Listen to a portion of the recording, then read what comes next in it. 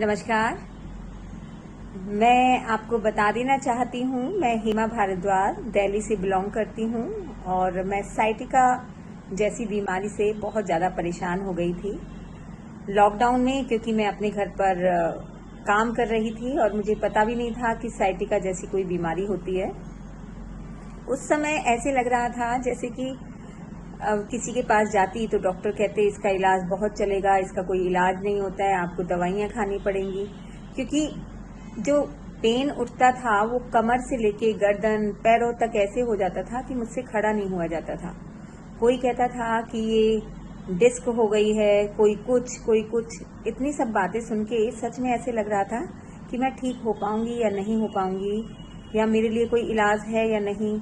दूसरा, जब इस बीमारी से मुझे परेशानी हो रही थी तो उस समय कोई भी कुछ भी कह रहा था घर में तो वो अच्छा नहीं लग रहा था, नेगेटिविटी बहुत आ गई थी। उस समय डॉक्टर विवेक से मेरी बात हुई तो डॉक्टर विवेक ने मुझे डॉक्टर स्मिता का नंबर दिया और मैं बेंगलोर 5 दिन के सेशन पे गई।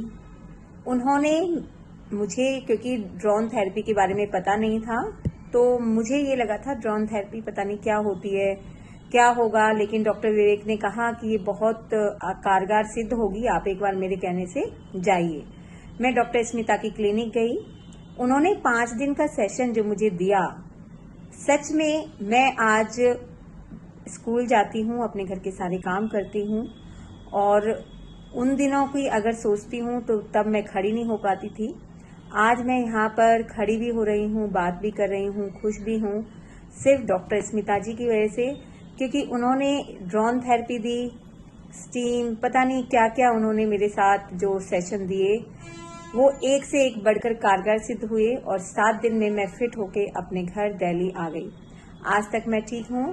Thank you so much doctor Smita, तहे दिल से आभार करती हूँ, क्योंकि हम जैसी औरतें जो कि हमें कामकाजी महिलाएं होती हैं, हमें बाहर भी जाना होता है, घर भी देखना होता है, अगर हमें इस तरीके की समस्या आ जाती है और कोई हमारा इलाज कर लेता है, चाहे वो पैसों से हो रहा हो, लेकिन ठीक इलाज हो जाता है, ये सबसे बड़ी बात है, क्योंकि पैसे देकर भी काम नहीं होते हैं।